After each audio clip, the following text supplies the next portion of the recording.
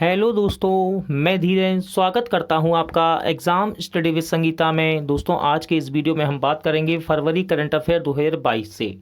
दोस्तों, आज हम बात करेंगे साप्ताहिक करंट अफेयर की फरवरी महीने की 15 से 21 फरवरी 2022 के बीच में, यानी कि इसका तीसरा सप्ताह है फरवरी का। जितने भी मोस्ट इंपॉर्टेंट क्वेश्चन बनते हैं हम सभी आज फुल डिटेल के साथ यहाँ पर कवर करेंगे। ये वीडियो यदि आपको अच्छा लगे, हेल्पफुल लगे, तो प्लीज़ वीडियो को लाइक और शेयर जरूर कीजिएगा। और दोस्तों, ये वीडियो आपके लिए सभी प्रकार की प्रतियोगिता परीक्षाओं के लिए इंपॉर्टेंट रहेगा, जहां पर करंट अफेयर एक मोस्ट इंपॉर्टेंट टॉपिक बनता है। वीडियो यदि आपको अच्छा लगे तो प्लीज़ वीडियो को शेयर और लाइक जरूर कीजिएगा। और यदि अब तक आपने हमारे चैनल को सब्सक्राइब नहीं किया है तो प्लीज़ चैनल को सब्सक्राइब जरूर कीजिएगा, जिससे कि आपको मेरे आने वाले नए वीडियो का नोटिफिकेशन टाइम पर मिलता रहे। तो चलिए हम अपनी क्लास शुरू करते हैं। कौन पूरी तरह से प्लास्टिक बेस्ड न्यूट्रल बनने वाली पहली भारतीय कंज्यूमर गुड्स कंपनी बन गई है? तो ये बनी है डाबर इंडिया। देखिए, डाबर इंडिया ने वित्त वर्ष 2021-22 के दौरान लगभग 27,000 metric ton post consumer plastic कचरे का संग्रह किया, प्रसंस्करण और पुनर्चक्रण करके ऐसा किया है। डाबर ने रिसाइकलिंग के साथ अपने प्लास्टिक पैकेजिंग उपयोग को पार करने का मील का पत्थर हासिल किया है। अब यहाँ से याद रखिएगा, डाबर इंडिया का मुख्यालय है गाजियाबाद में और इसके संस्थापक हैं SK बर्मन। ठीक है, स्थापना कब हुई थी? 1884 में। नेक्स्ट क्वेश्चन है, किसे बुर्किना फासो में देश का अंतरिम राष्ट्रपति नियुक्त किया गया है? तो इनका नाम है पॉल हेनरी सांडोंगो दामिवा। ठीक है, बुर्किना फासो में सैन्य जुंटा ने सैन्य तख्तापलट के बाद लेफ्टिनेंट कर्नल पॉल हेनरी सांडोंगो दामिवा को देश का अंतरिम राष्ट्रपति नियुक्त किया है। 2022 में बुर्किना फासो सैन्य तख्तापलट 24 जनवरी 2022 को हुआ था। ठीक है, जिसका नेतृत्व दामिवा ने किया था। नागरिक हवाई क्षेत्र में ड्रोन उड़ान की अनुमति देने वाला पहला देश कौन बन गया है? सही आंसर है इजराइल। याद रखिएगा दोस्तों, इंपॉर्टेंट क्वेश्चन रहेगा। नागरिक हवाई क्षेत्र में ड्रोन उड़ान की अनुमति देने वाला पहला देश बन गया है इजराइल। कौन देश की सबसे बड़ी कुश्ती अकादमी स्थापित करेगा? सही आंसर है भारतीय रेलवे। देखिए, रेल मंत्रालय ने भारतीय रेलवे किशनगंज दिल्ली में एक अत्याधुनिक कुश्ती अकादमी स्थापित करने की मंजूरी दी है। कुश्ती अकादमी भारत में सबसे बड़ी होगी और देश में कुश्ती की खेल को बढ़ावा देने के लिए उन्नत प्रशिक्षण सुविधाओं से लैस होगी।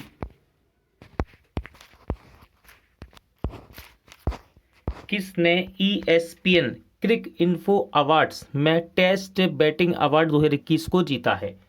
राइट आंसर हो जाएगा भारतीय क्रिकेटर ऋषभ पंत ने। देखिए, ESPN क्रिक इन्फो अवार्ड्स के 15वें संस्करण में भारत के विकेटकीपर बल्लेबाज ऋषभ पंत ने नाबाद 89 रन बनाकर टेस्ट बैटिंग पुरस्कार को जीता है। ठीक है, जनवरी 2022 के लिए ICC player of the month हम बात कर रहे हैं पुरुष वर्ग की, किसे चुना गया? तो सही आंसर है कीगन पीटरसन। दोस्तों, दक्षिण अफ्रीका के टेस्ट सनसनी खिलाड़ी हैं ये, जिनका नाम है कीगन पीटरसन। ठीक है, जिन्हें ICC player of the month जनवरी 2022 के लिए चुना गया है। वहीं इंग्लैंड की महिला टीम की कप्तान, जिनका नाम है हीथर नाइट, को जनवरी 2022 के लिए ICC player of the month चुना गया। किसने तंबाकू छोड़ो ऐप को लॉन्च किया है? राइट आंसर है विश्व स्वास्थ्य संगठन ने। विश्व स्वास्थ्य संगठन दक्षिण पूर्व एशिया क्षेत्र ने तंबाकू छोड़ो ऐप को लॉन्च किया है। यह एप्लीकेशन लोगों को धूम्रपान रहित और अन्य नए उत्पाद सहित सभी रूपों में तंबाकू को छोड़ने में मदद करेगा।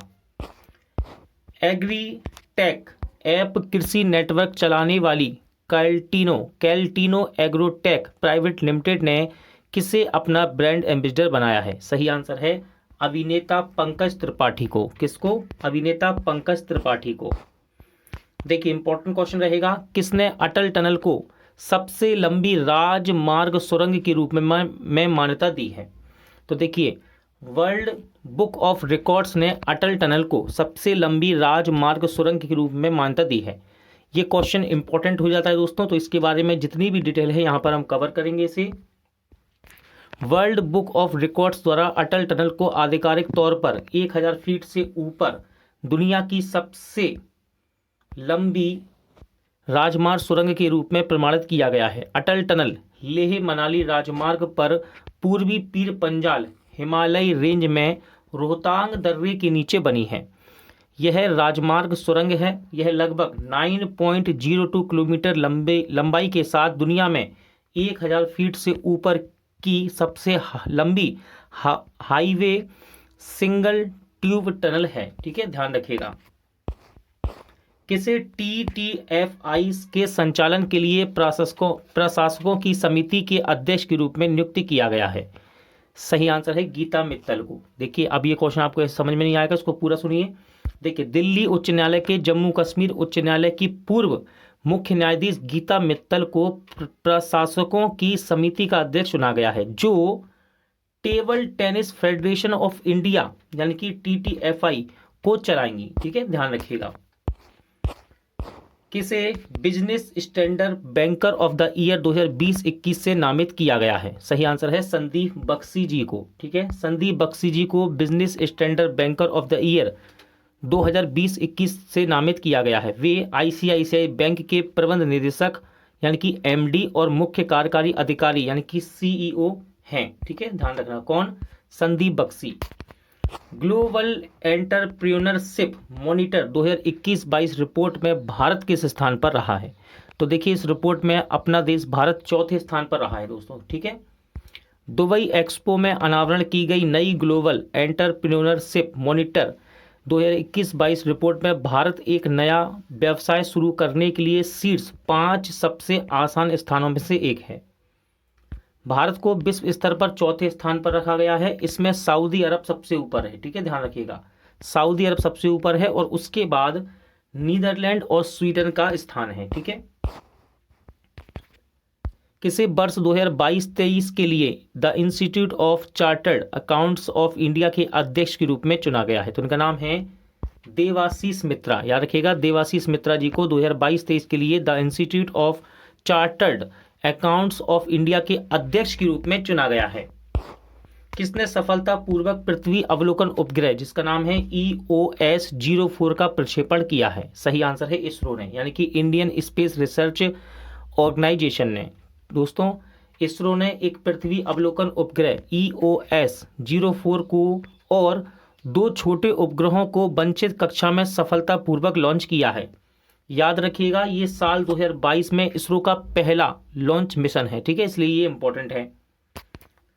कौन फिर से जर्मनी के राष्ट्रपति के रूप में चुने गए हैं? तो देखिए, इनका नाम है फ्रैंक वाल्टर स्टीनमियर। ठीक है, जर्मन राष्ट्रपति फ्रैंक वाल्टर स्टीनमियर को एक विशेष संसदीय सभा द्वारा 5 साल के लिए कार्यकाल के लिए फिर से चुना गया है। देखिए, जर्मनी की बात हो रही है तो जर्मनी की राजधानी है बर्लिन और मुद्रा है यूरो। क्या है? यूरो।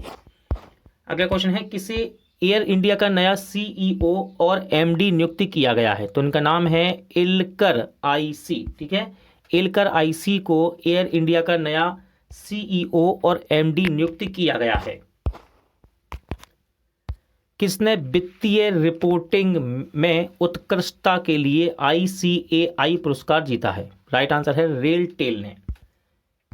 रेलटेल ने सार्वजनिक क्षेत्र की संस्थाओं में श्रेणी में वर्ष 2020-21 के लिए वित्तीय रिपोर्टिंग में उत्कृष्टता के लिए ICAI अवार्ड प्राप्त किया है। कंपनी को पट्टिका श्रेणी में विजेता घोषित किया गया। वित्तीय रिपोर्टिंग में वित्तीय जानकारी की तैयारी एवं प्रस्तुति शामिल होती है। ठीक है, ध्यान रखना इस बात को।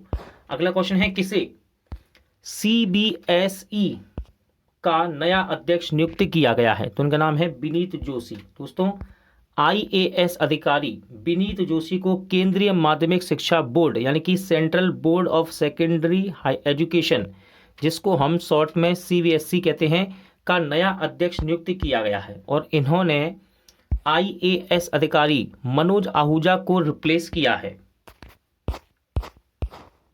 फरवरी 2022 में बप्पी लहरी का निधन हुआ, वे कौन थे? इंपॉर्टेंट नाम है ये बप्पी लहरी। देखिए दोस्तों, एक गायक और संगीतकार थे बप्पी लहरी, जिनका निधन हो गया।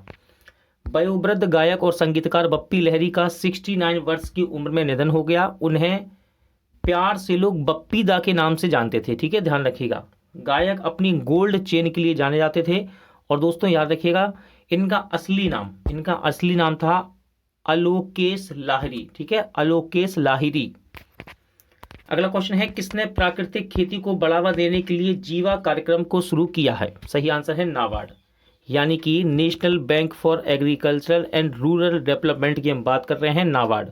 नाबार्ड ने 11 राज्यों में अपने मौजूदा वाटरशेड और वाडी कार्यक्रम के तहत प्राकृतिक खेती को बढ़ावा देने के लिए जीवा कार्यक्रम को शुरू किया है। टॉम ट्रैफिक इंडेक्स 2021 में मुंबई दुनिया का किस स्थान का सबसे भीड़ भाड़ वाला शहर बना? राइट आंसर है 5वां, ठीक है। देखिए दोस्तों, इस्तांबुल तुर्की को रैंकिंग के अनुसार दुनिया का सबसे भीड़ भाड़ वाला शहर घोषित किया गया है, जबकि मास्को दूसरे स्थान पर रहा है। कौन से स्थान पर? दूसरे। अगला क्वेश्चन है, कौन राष्ट्रीय सिंगल विंडो सिस्टम के साथ एकीकृत होने वाला पहला केंद्र शासित प्रदेश बन गया है? राइट आंसर है जम्मू कश्मीर। जम्मू और कश्मीर राष्ट्रीय सिंगल विंडो सिस्टम के साथ एकीकृत होने वाला पहला केंद्र शासित प्रदेश बना है, जो कि जम्मू कश्मीर के 45 औद्योगिक पार्कों की मेजबानी करता है, जो निवेशकों को जम्मू कश्मीर में उपलब्ध भूमि पार्सल खोजने में मदद करेगा, ठीक है। चलिए अगला क्वेश्चन है, केंद्र सरकार ने राष्ट्रीय युवा सशक्तिकरण कार्यक्रम की योजना को अगले कितने वर्षों के लिए जारी रखने का निर्णय लिया है? तो राइट आंसर है 5 वर्ष। किसने वन ओशन समिट के उच्च स्तरीय बैठक को संबोधित किया है? तो ध्यान रखिएगा, प्रधानमंत्री नरेंद्र मोदी जी ने वन ओशन समिट के उच्च स्तरीय बैठक को संबोधित किया है। किसे मद्रास उच्च न्यायालय का मुख्य न्यायाधीश नियुक्त किया गया? तो राइट आंसर है न्यायमूर्ति मुनीश्वर नाथ भंडारी को। न्यायमूर्ति मुनीश्वर नाथ भंडारी को मद्रास उच्च न्यायालय में मुख्य न्यायाधीश के रूप में नियुक्त किया गया है। द इकोनॉमिस्ट इंटेलिजेंस यूनिट के अनुसार 2021 में डेमोक्रेसी इंडेक्स की वैश्विक रैंकिंग में भारत किस स्थान पर रहा है? तो दोस्तों भारत इस इंडेक्स में 46वें स्थान पर है। किस पे? 46। देखिए, द इकोनॉमिस्ट इंटेलिजेंस यूनिट के अनुसार 2021 में डेमोक्रेसी इंडेक्स की वैश्विक रैंकिंग में भारत 46वें स्थान पर रहा, 9.75 के उच्च स्कोर के साथ। देखिए, नॉर्वे इस इंडेक्स में सबसे ऊपर है, ठीक है, नॉर्वे। सूची 10 फरवरी 2022 को ये प्रकाशित की गई थी। कौन दोबारा से टाटा सन्स के अध्यक्ष बने हैं? राइट आंसर है N Chandrasekaran. Tata sons private limited के बोर्ड ने दूसरे 5 साल के कार्यकाल के लिए कंपनी के कार्यकारी अध्यक्ष के रूप में एन चंद्रशेखरन को फिर से नियुक्त करने को मंजूरी दे दी है। तेलंगाना सरकार ने उच्च शिक्षा का विस्तार करने के लिए किसके साथ समझौता किया है? राइट आंसर है ब्रिटिश काउंसिल के साथ। पुस्तक जिसका नाम है भारत अफ्रीका संबंध चेंजिंग होराइजन्स के लेखक कौन है? तो इस बुक को लिखा है राजीव कुमार भाटिया ने। किसने? राजीव कुमार भाटिया ने। फरवरी 2022 में ल्यूक मोनिटिंगियर का निधन हुआ, वे कौन थे? तो दोस्तों ये HIV के सह खोजकर्ता थे, ठीक है, इंपॉर्टेंट नाम है, इंपॉर्टेंट क्वेश्चन है ये। एक फ्रांसीसी बायोलॉजिस्ट ल्यूक मोंटेग्नियर, जिन्होंने एड्स का कारण बनने वाले वायरस की खोज के लिए 2008 में नोबेल पुरस्कार साझा किया था, का निधन हो गया है। वे 89 वर्ष के थे। RBL बैंक ने नियो कलेक्शंस प्लेटफॉर्म के लिए किसके साथ साझेदारी की है? सही आंसर है क्रेडिट सॉल्यूशंस के साथ। मध्य प्रदेश में किस सेंट्रल जेल ने अपना रेडियो चैनल जेल बानी FM 18.77 को शुरू किया है? तो देखिए, ये शुरू किया गया है इंदौर की सेंट्रल जेल में, ठीक है।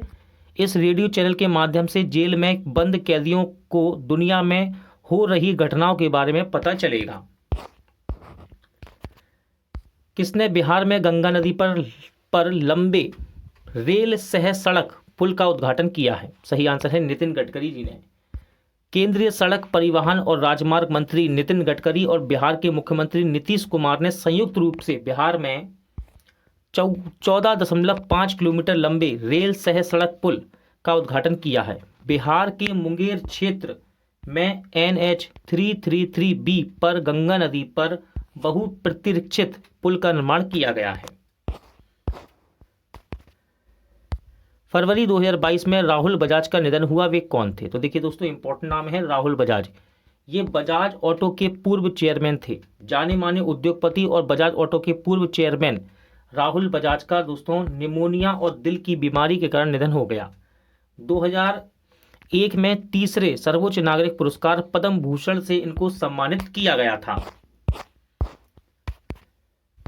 केंद्र ने किसके लिए स्माइल योजना शुरू की है? तो देखिए, केंद्र सरकार ने ट्रांसजेंडर समुदाय और भिखारियों के लिए इस योजना को शुरू किया है।